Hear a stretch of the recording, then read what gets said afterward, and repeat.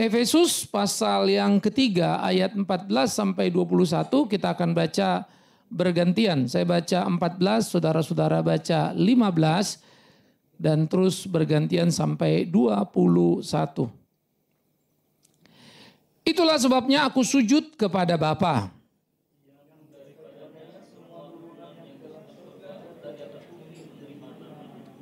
Aku berdoa supaya ia menurut kekayaan kemuliaannya menguatkan dan meneguhkan kamu oleh rohnya di dalam kamu.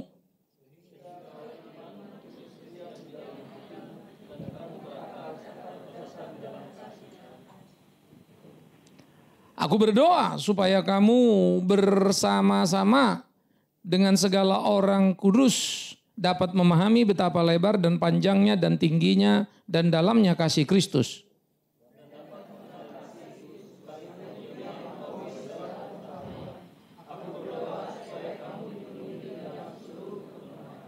Bagi dialah yang dapat melakukan jauh lebih banyak daripada yang kita doakan atau pikirkan. Seperti yang ternyata dari kuasa yang bekerja di dalam dia.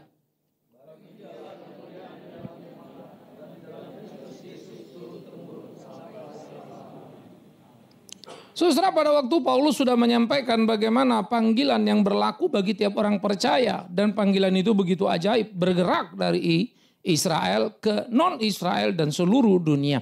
Nah, oleh karena itu sesudah dia mengungkapkan itu di bagian sebelumnya di perikop yang minggu lalu kita renungkan. Sekarang dia menyampaikan bagaimana dia menyukuri apa yang Allah kerjakan. Itu sebabnya aku sujud kepadanya. Yang daripadanya semua turunan di dalam sorga, di atas bumi menerima namanya. Rasa syukur tertinggi dari seorang anak Tuhan adalah pertobatan. Ketika orang mengenal akan dia, rasa syukur dari anak Tuhan bukan soal, lagi-lagi saya akan terus mengulang ini, sembuh dari sakitmu atau kau hebat rezekimu dan seterusnya. No, kamu terlalu rendah karena semua orang beragama melakukan hal yang sama. Mereka menyembah dan memberi sesajen pada sang dewa supaya mendapat berkah-berkah materi. Tetapi orang percaya mempunyai kesukaan luar biasa ketika orang mengenal sang kebenaran itu. Bagi saya doa ini menjadi amat sangat penting. Ya, kita bersyukur kalau kita sudah punya gedung gereja sendiri. Tapi bukan itu target pertama dan utama kita.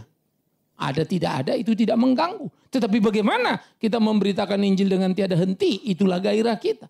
Kalau itu membuat kita bergairah dan betul-betul mensyukuri kasih karunia-Nya, berkahnya, berapa berat pun pekabaran Injil pasti akan kita jalani dan kita tidak akan mundur darinya. Berapa berat pun yang kita kerjakan untuk orang boleh mengenal kebenaran, kita akan selalu ada di sana.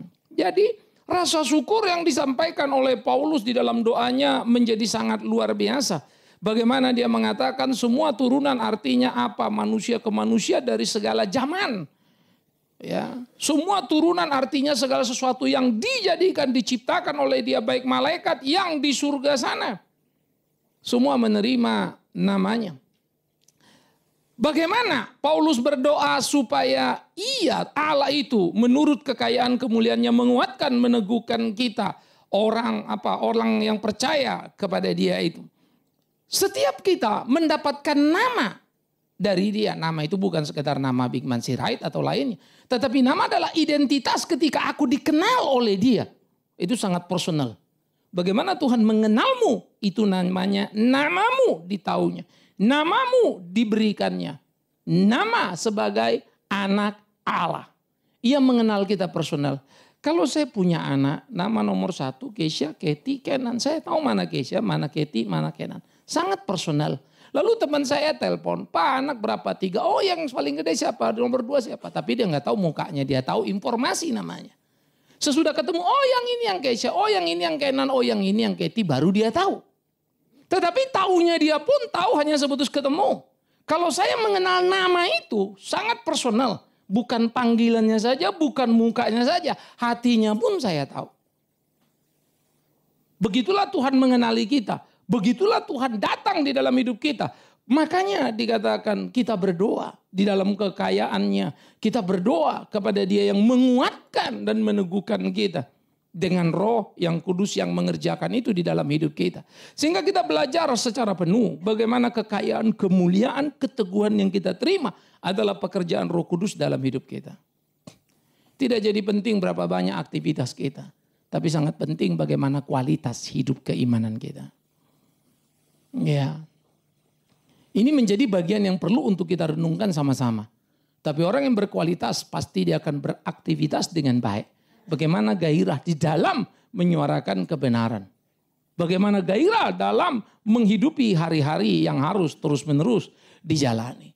Ini pergumulan kita yang tidak boleh kita abaikan, saudara. Karena itu hidup sebagai orang percaya selalu kita diperhadapkan kepada perkara tidak sederhana. Karena itu saya selalu menyarankan kalau kau mau tidur pada malam hari, renungkanlah baik-baik. Sejauh mana sebetulnya kualitas hidup kita di hadapan Dia. Jangan pusingkan orang lain, pusingkan diri kita dengan Dia. Karena kita yang paling tahu isi hati kita. Apakah waktu saya lakukan ini dengan murni? Apakah saya lakukan ini dengan jahat? Orang bisa jadi bilang saya jahat, belum tentu. Orang bisa jadi bilang saya baik, juga belum tentu. Maka baik dan jahat itu adalah hati ini. Yang menatap ke surga di dalam doa. Dan dengan jujur kita akan mengakuinya. Dia tidak bisa kita tipu.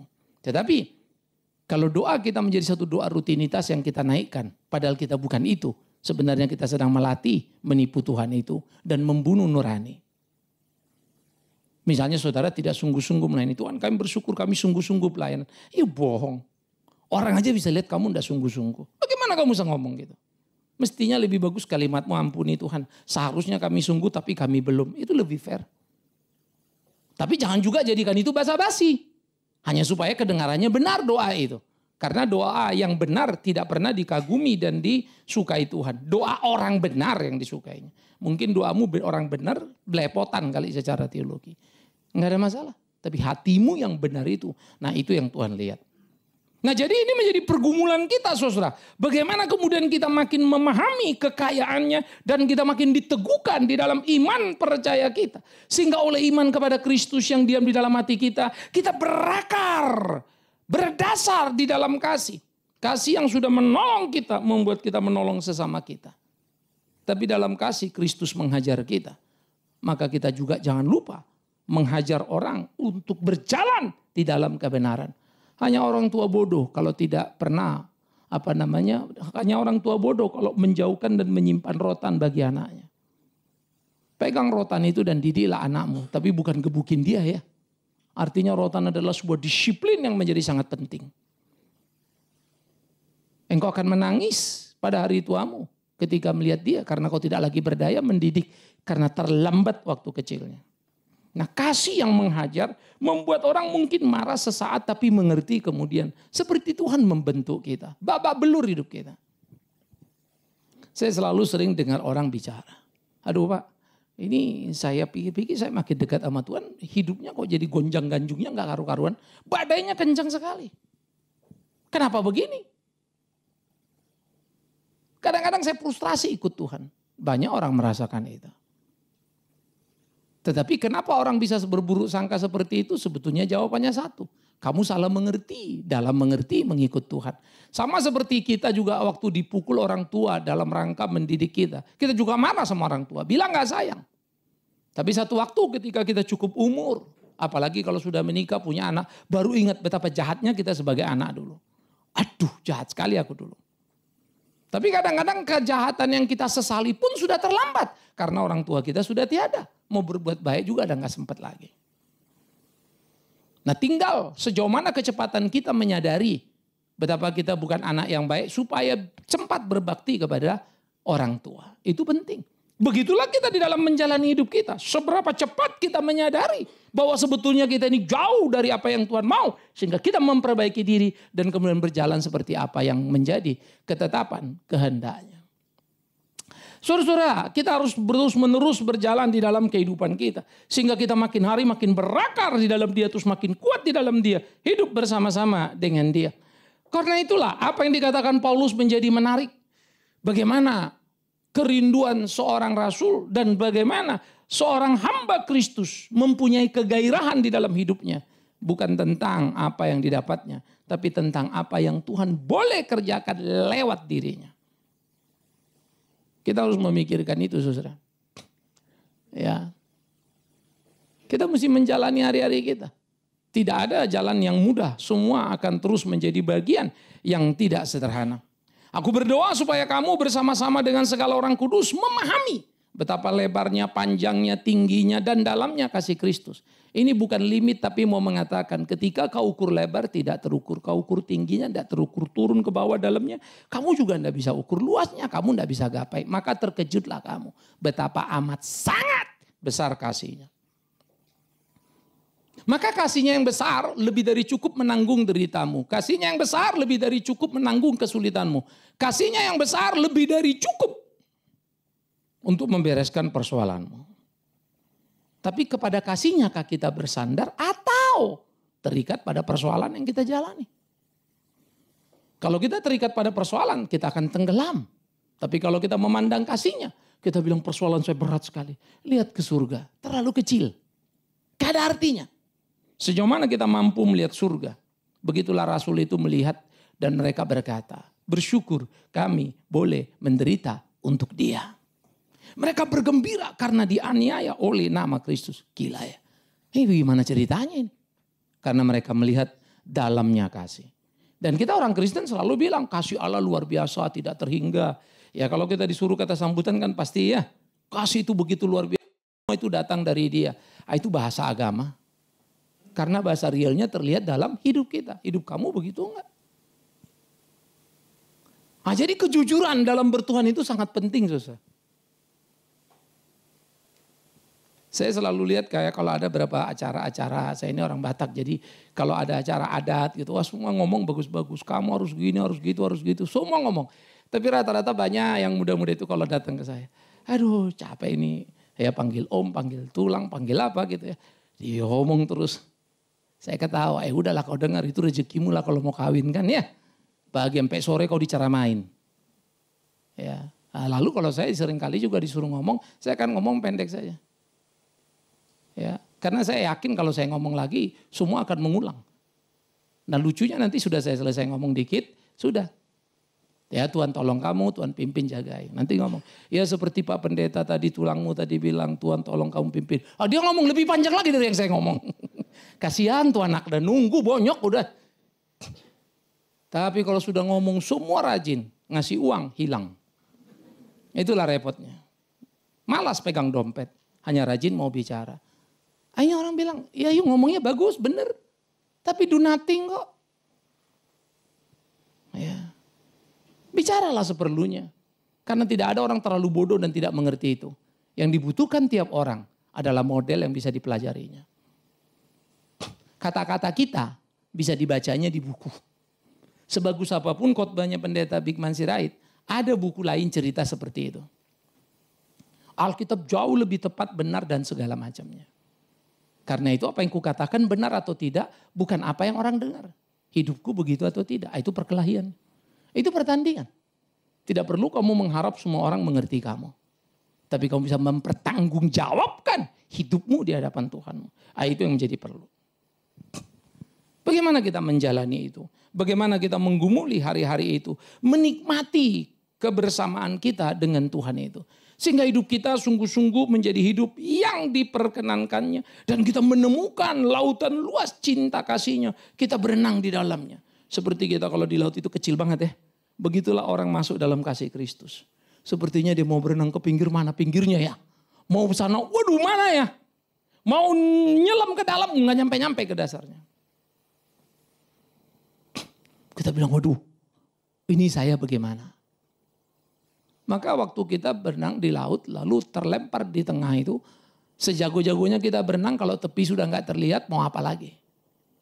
Sejago-jagonya kita menyelam nyampe ke bawah. Coba saja. Kita nggak berdaya. Baru kita tahu kan betapa lemahnya kita. Betapa nggak jagonya kita. Kita jago berenang di kolam renang. Ada pinggirnya kelihatan. Mau panjang 100, 200, bikinlah 500. Masih ada ujungnya 500 kilo. Ya.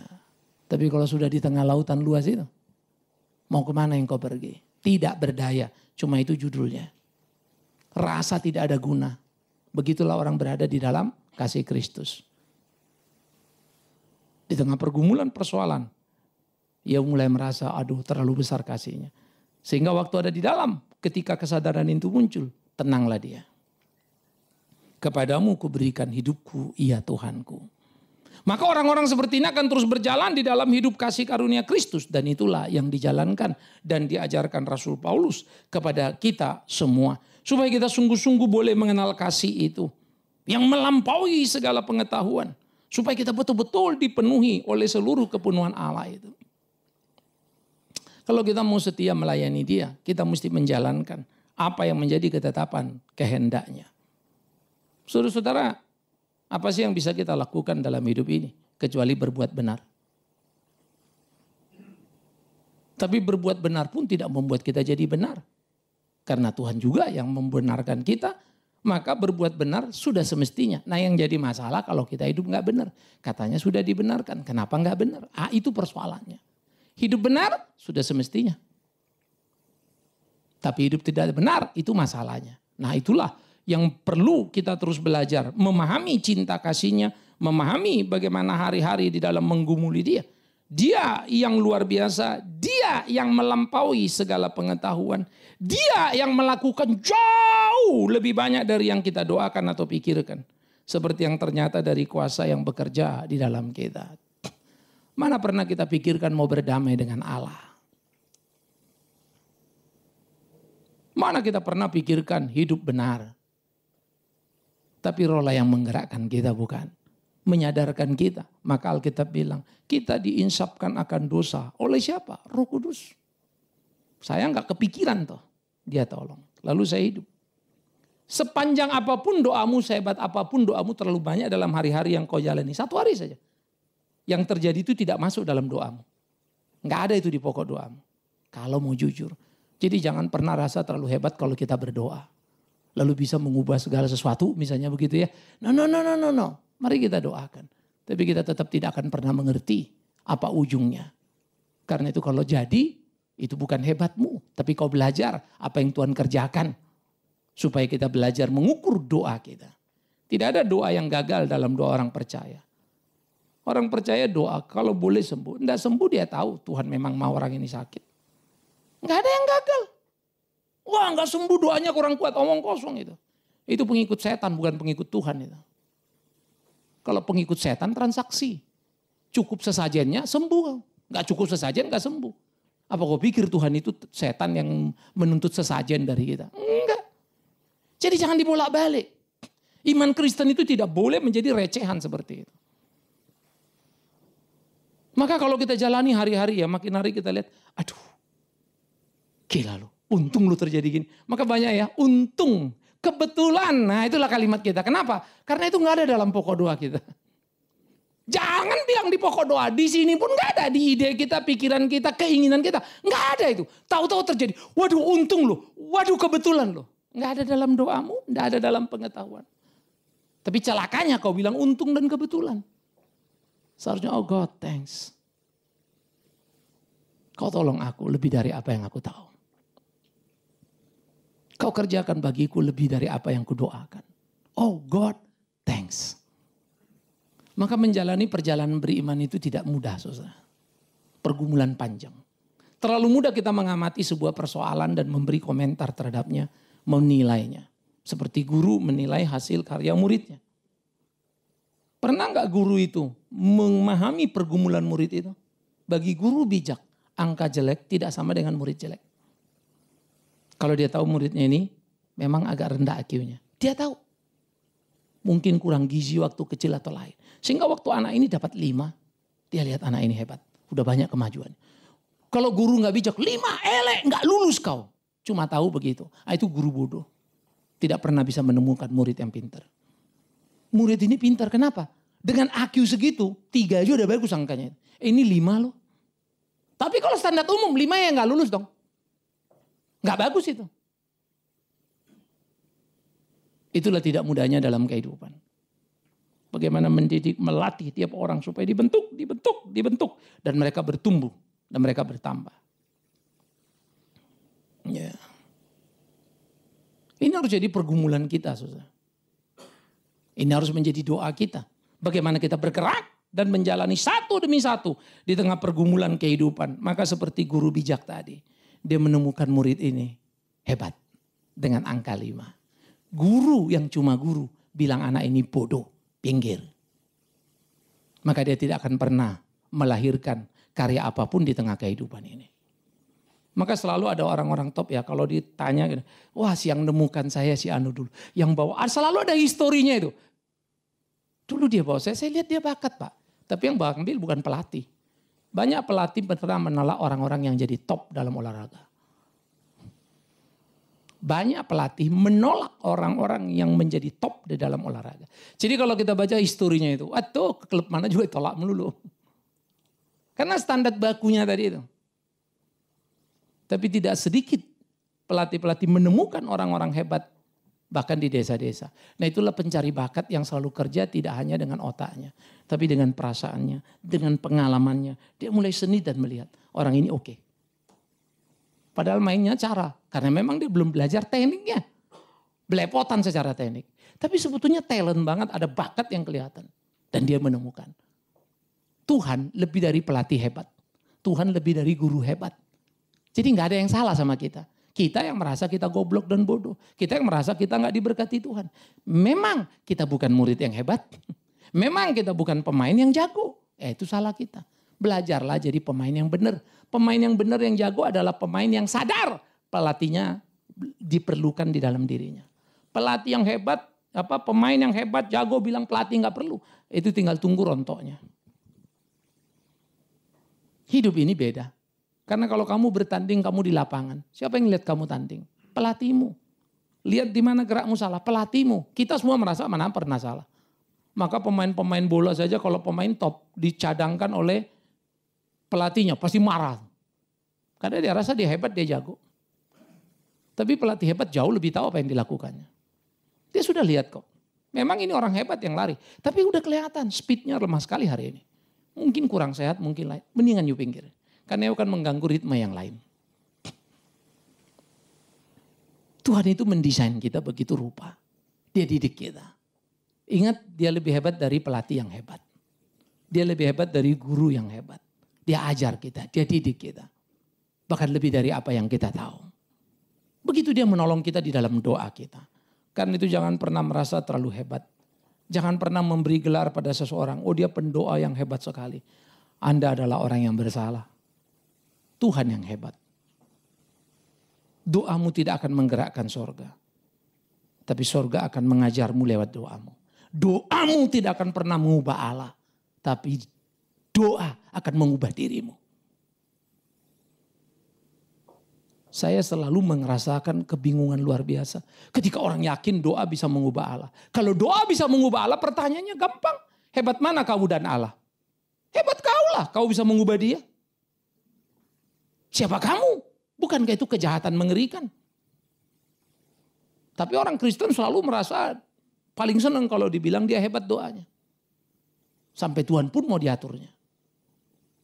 Doa yang benar akan mengubah dirimu. Kau minta A dapatnya B, baru kau tahu. Tuhan tidak mau itu. Kenapa ya? Oh ternyata gitu. Lain kali aku doa mesti lebih bijak kalau meminta. Saya yang berubah. Ya. Saya selalu share sama saudara. Ketika kita memulai pelayanan kita di Kalimantan. Otak saya itu yang ada kalau ada duit pasti beres semua.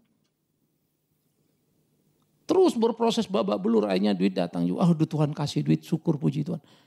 Problemnya ternyata bukan duit, manusianya. Waduh, ini duitnya ada juga manusianya. Enggak, lebih penting manusianya sebetulnya. Waduh, salah lagi, belok lagi bertahun-tahun deh. Kita mau bikin plan, lalu kita bikin plan, harap dong uangnya ada. Bisa cari, bisa. Tapi kemudian saya jadi belajar.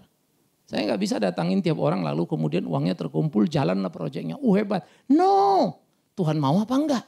Jadi problem. Terlalu banyak saya juga nggak tahu Tuhan mau apa. Kita punya plan di Papua tapi itu Tuhan mau apa enggak? Terus saja saya jalan. Dia mau apa enggak saya nggak tahu. Maka saya terus jalan apa? Bergantung saja kalau jalan-jalan, kalau enggak ya sudah mau diapain. Tapi meriksa diri lah yang menjadi paling penting dalam diri kita. Melakoni hari-hari kita. Tapi kalau sudah lewat baru kita sadar kadang, oh ternyata dia mau ini. Oh ternyata dia mau ini. Oh ternyata dia mau ini. Sepanjang 14 tahun lebih perjalanan lembaga sekolah kita yang Mika dirikan. Sepanjang itu saya tidak pernah selesai belajar mengerti apa yang dia mau di situ. Cita-cita ada, planning jangan tanya. Sampai ke ujung sana kita sudah plan. Kira-kira anak ini akan politik seperti apa, jadi anggota dewan, jadi bupati, kemungkinannya di mana. Ini di otak ini udah numpuk. Ya. Tetapi kemudian pikir lagi pelan-pelan. Ternyata ada yang salah, ada yang gak pas. Balik lagi, jalan lagi, nol lagi. Gak pernah selesai. Ya. Tiap hari itu ada pergumulan yang beda-beda, saudara. Nah karena itulah menjerit kepada Tuhan, kita akan menemukan diri kita. Berdoa kepada Tuhan, kita akan makin mengenal siapa kita. Dia mengerjakan lebih banyak dari yang kita doakan. Artinya dialah pemelihara yang sejati. Bukan doamu yang menolongmu, bukan doamu yang menyelamatkanmu. Kasih Tuhan itu. Pertanyaannya kita punya enggak? Sadar enggak? Kalau orang menyadari kasih Tuhan, maka dia akan bilang apa? Hidupku bukan aku lagi. Dia yang menghidupi aku. Aku hidup oleh iman percaya kepada anak Allah itu. Itu kalimat Paulus dalam Galatia 2 ayat 20. Keren ya? Dinamika harus kita jalani. Ya. Kemarin saya ngetik saudara, jadi masih mau bikin karena kita mau selesaikan karakter building di sekolah. Ya, kita ada beberapa bahan, tapi kemudian dari rapat ke rapat tadinya saya pikir 12 tahun. Udah 9 mau tambah 3 lagi begitu. Tapi kemudian kita gumul, Pak kalau 12 anaknya gak balik rame-rame susah. Akhirnya kita ambil 3. Dari 3 itu nanti bolak-balik 1, 2, 3 SD. Ntar kelas 4 balik lagi ke poin itu tapi dengan ulasan yang beda. Supaya mereka lebih dalam penetrasinya. Nah, saya mesti rumusin apa begitu ya. Oke. Saya bilang jati diri dulu pertama, terus ciri-ciri Kristiani, dan terakhir nanti tujuan hidup Kristiani. Supaya anak-anak ini clear, mau apa dan mau kemana. Ngetik lah. Udah selesai saudara. Ya 3 tema, 3 kali 12. 12, kita bikin masing-masing 1 tahun 10 bulan sorry. Jadi 1 tahun 10 tema. 10 minggu 1, 2, 3, 4, jadi ada 40. Setahun, 120. Udah ketik-ketik. Outline udah selesai semua tadi. Gak tahu tuh laptop saya kedebuk mati, hidupin lagi, hilang lagi. Aduh, rasanya kesel banget. Panggil anak saya suruh cari gak ketemu juga. Saya utak-atik lagi gitu ya. Sampainya saya gak bisa ingat lagi persis tadi apa ya. Jadi kepikiran lain. Tapi akhirnya saya jadi selesai itu kemarin ya, lalu duduk pikir, aduh kesel banget, jengkel banget gitu. Masih kejadian aja yang dulu-dulu gitu ya. Entah apa yang terjadi dengan laptop itu, hilang semua data itu gitu. Ya. Tetapi kemudian waktu saya pikir-pikir lagi, tapi ini saya senyum kecut juga waktu mau tidur gitu ya. Senyum kecut kenapa? Waktu saya pertama tulis, kedua saya nggak ingat persis. Lalu tulis lagi yang sedikit jadi berbeda. Setahun baru selesai, tahun kedua saya masih baru mau rapiin. Jadi dari 3 tahun udah hilang, tinggal 1 tahun baru diulang. Tapi kayaknya nggak begini deh nih. Nggak tahu nanti nginget yang tahun kedua, tahun ketiga saya kayak apa lagi nanti. Kadang-kadang kok gini ya? Ya. Oleh karena itu tampaknya laptop ini ada problem untuk udah di save tapi nggak ke save gitu ya. Karena kemarin kembali itu ke titik awal. Jadi yang sudah berapa kali ketik save hilang semua. Jadi kemarin saya save. Saya nggak tahu lagi entah buka komputer ada nggak tuh ya. Deg-degan juga tuh ntar buka laptop. Ya hilang juga. Paksa lah ketik lagi. Tapi ternyata ya ketik 3-4 kali makin merasuk ke jiwa kita itu. Bagus gini nih. Oh ini begini nih. Capek. Tapi ini saya pikir ya memang capek sih. Tapi ini saya belajar banyak juga sih.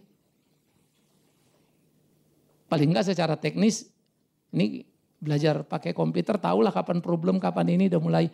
Wah ini kudu hati-hati misalnya ya. Kemarin saya dari warning ini ada yang rusak kayaknya Pak. Tapi ternyata bisa juga kalau udah rusak itu kita save pun gak ke save juga isinya. Udah rusak. Nah ini saya gak tahu nih nanti saya buka ada apa enggak.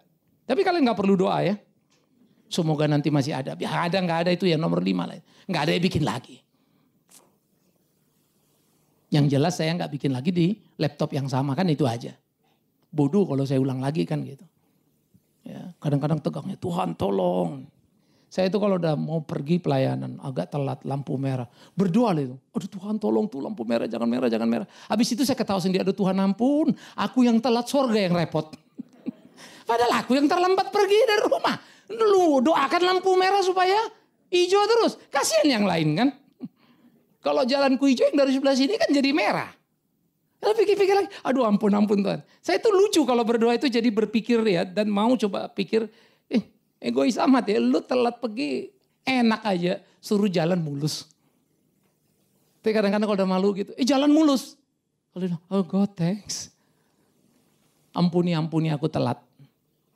Latihlah saudara-saudara coba peka dan melihat itu dan kita akan menikmati itu. Maka kita akan menemukan berapa jauhnya kita dari apa yang Tuhan mau. Itu sebab saya suka berkata, saya bukan pendeta yang baik dari ukuran Alkitab. Saya lagi belajar terus. Ya, kita harus kerjakan terus. Maka banyaklah berbuah, jangan terlalu banyak berbicara. Dan biarkan buah itu dilihat orang dan mereka memahaminya. Ini kehidupan. Ya, kadangkala yang kita pikir luar biasa beda ya. Udah hebat, ini gini. Kita pergi, kita jalan-jalan, ada limitasinya. Uang habis banyak, puasnya enggak tentu banyak. Saya ingat dulu waktu saya punya anak-anak, problem saya begitu berat, ada problem gini, gono. Lihat anak-anak tidur saya tenang. Soalnya Tuhan lihat, mereka lagi tidur saya kecup satu-satu. Rasanya tenang. Saya belajar betul, Tuhan, aku pikir pertolongan terlalu jauh di luar sana. Aku pergi mencari, di depanku kau sediakan. Anak-anakku di tidurnya. Ya. Kita baru punya cucu pertama, aduh. Pergi kemana dengar baby nyanyi, kita pikir cucu kita yang nangis. Bukan lain. Jadi norak juga. Saya kalau apa ya. Dengerin dia, gendongin dia. Kemarin si Kenan tanya, Pak emang papa ngomong dia ngertiin? Secara batin masuknya itu. Ya, ngeliat aja belum terlalu clear, masih ada selaputnya gitu ya. Tapi beda ya. Kita meluk istri kita masih bisa ribut kan. Kalau meluk baby begitu rasanya tenang aja. Dia ngompol prot, ya gak apa-apa. Coba bini kita prot, waduh kita marah. Anak kita udah gede aja kita marah kan gitu ya. Tapi waktu baby lain loh. Dia memberikan sebuah ketenangan. Kalau you ngerti belajar dan menjelajah. Jangan kau pikir Tuhan tidak sayang dalam hidupmu. Jangan kau pikir Tuhan tidak hadir. Pernahkah engkau melihat hijaunya daun dan menikmatinya? Betapa Tuhan baik. Pernahkah kau melihat bunga-bunga yang warna-warni dan menikmatinya? Betapa Tuhan kaya. Kenapa tidak melihat itu? Ya, kenapa tidak mengagumi itu? Kita mesti belajar, saudara. Melihat yang sederhana-sederhana di sekitar kita, di kebaikan Tuhan itu. Begitulah yang kita bilang tadi, lebih dalam dari yang bisa kita ukur. Lebih lebar dari yang bisa kita seberangi. Waduh, melewati apa yang bisa kita duga. Pengetahuan kita tidak akan pernah mampu menjelajahnya. Oleh karena itu biarlah sebagai orang-orang percaya, sebagai orang-orang Kristen, sebagai hamba Kristus, kita selalu menaikkan doa dan pergumulan kita. Dan biarlah doa itu membuat kita makin hari makin mengenal diri kita. Saya doa gini, salah loh. Saya gini, dapatnya ini. Lihat lagi kenapa ya? Pikir-pikir, iya kalau dapat ini begini nih, kacau. Dapat gini, elemen dapat ini ya. Tapi bukan ini pokok doa kita. Akhirnya kita tahu, aduh Tuhan ampun kemarin kok kenapa hitung-hitungannya terlalu angka. Nggak kepikiran tuh yang ini. Tapi kalau Anda nggak lihat tadi lagi, kebetulan. Ya untung juga dah, kagak begitu jadinya begini. Anda yang beruntung, bukan Tuhan yang bekerja. Kita yang beruntung, bukan Tuhan yang bekerja. Itulah bahayanya pelayanan. Itulah bahayanya hidup Kristiani kita. Tapi ketika kita melihat betapa Tuhan menggarap segala sesuatu dalam hidup dan kita mensyukuri, maka kita akan makin dekat dengan Dia, makin mensyukuri cinta kasih-Nya. Karena di dalam air matamu, Ia tidak pernah jahat. Di dalam tawamu, bukan karena Dia baik. Karena di tangismu pun Dia baik. Di tawamu pun bisa Dia sedang menghukummu. Supaya kau habis tertawa akan menangis tidak berhenti. Jadi hati-hati dengan fenomena. Bukan tawa atau tangis ukurannya. Kedekatan kita dengan Dia. Sehingga segala apapun yang terlihat di dalam fenomena hidup ini, Tuhan akan menghadirkan satu hal yang luar biasa. Doa. Maka seharusnya lah kita berdoa, Tuhan ini doaku. Namun apapun yang kuteriakkan padamu, kau jauh lebih tahu apa yang baik bagiku. Maka ajari aku dengan doaku, supaya makin mengenalmu. Jadi gak usah kau tutup doamu itu, kami klaim di dalam nama Yesus Kristus, penguasa laut, penguasa langit, penguasa semua kau kelilingi. Supaya mau gak mau dia terpenuhi. Jangan Tuhan di VT komple. Gak usah kau doakan Tuhan tolong aku, berkati aku. Supaya kerjaan ini luar biasa. Sehingga aku berhasil dan akan bersaksi tentangmu. Supaya banyak uangku dan kumuliakan kau. Soalnya kalau uangku sedikit, apa kata orang nanti? Yang malu kan kau juga Tuhan. Anak Tuhan miskin. Aku kurang ajar tuh yang khotbah begitu. Bacalah Alkitab janda miskin di PL, di PB memuliakan Allah. Bacalah orang kaya di PL, di PB jauh dari kebenaran. Maka orang kaya di PL, di PB tahu betul. Tidak ada urusan dan kepentingan dengan kekayaan yang mereka punya. Tapi hidup berimannya. Abraham tidak pernah menghitung miliknya. Tapi urusannya dengan Tuhannya. Kita yang capek-capek menghitung milik si Abraham. Tuh Abraham kaya banget. Abraham aja gak pernah pusing. Sampai kalau Abraham hidup mungkin dia bingung ya. Kau lebih tahu sapiku berapa ya? Aku aja gak hafal. Kau tetanggaku kau ngerti ya? Saking irinya kita hitungin terus dia punya. Supaya besok kita punya berapa sapinya. Tuhan tahu pelihara kita. Rezeki kita Tuhan atur dalam hidup ini. Yang perlu bagian kita. Mari kita kerjakan kerja keras kita. Kita pakai apa yang ada pada kita. Tapi dan ingat keberhasilan hanyalah anugerahnya. Maka itu akan membuat kita makin memahami kehadirannya. Dan membuat doa kita itu semakin terasa indah. Bagi dialah. Bagi Tuhan lah. Bagi Allah lah kemuliaan di dalam jemaat. Dan di dalam Kristus Yesus turun-temurun sampai selama-lamanya. Amin. Waduh indah ya. Apapun yang bisa kita kerjakan bagi dialah kemuliaan sampai selama-lamanya. Mana saya lagi ngomong-ngomong kadang-kadang mikir ya. Ini sekarang kita sudah selesaikan. Kita bikin sekolah pakai nama yayasan. Kita bikin Papua pakai semua nama yayasan. Dan rapiin dulu. Gedung ini sudah miliknya pakai nama gereja. Kadang-kadang nih otak masih jahat. Nih kalau kita masih hidup nih. Kalau mati nih gereja kejual gak ya? Wah mulai pikir lagi. Dah bikin aktenya kita bikin rapi. Belinya gampang jualnya susah. Karena semua orang harus terlibat kalau mau menjual. Akte notaris tanda tangan anggaran dasar. Selesai. Bagus. Tanya notaris kita diskus. Waduh Pak Yu ketat banget. Ya memang itu tujuannya. Nah sudah bagus. Tapi pertanyaannya kan gampang ya. Emang gak bisa jebol? Emang kalau saya mati terus kan ada gantinya toh. Lalu gantinya ini ngomong lagi yang lain. Dia mendemen undang-undang yang anggaran dasar. Gampang kan ya? Nah itulah universitas yang di Salatiga itu hilang. Jadi bukan gereja lagi. Sampainya pendiri itu hanya boleh hadir dalam rapat kalau diundang oleh pengurus. Gila ya. Klausulnya maut kan kurang lebih begitu. Maka kita bisa melihat saudara itu realita. Siapa yang bisa jaga itu? Bukan kau, bukan aku, bukan hukum. Tuhan. Ini milik dia. Kalau ada orang mencuri nanti bisa Pak? Bisa. Terus gimana dong? Ya urusan dia sama Tuhan. Semua kita akan menghadap dia. Jadi gak perlu Anda terlalu kekeh. Lakukan seberapa kita bisa. Tapi jangan pikir kau pahlawan. Baru saya doa iya Tuhan. Ampun. Ini kadang otak ini terlalu jauh. Lalu balik lagi.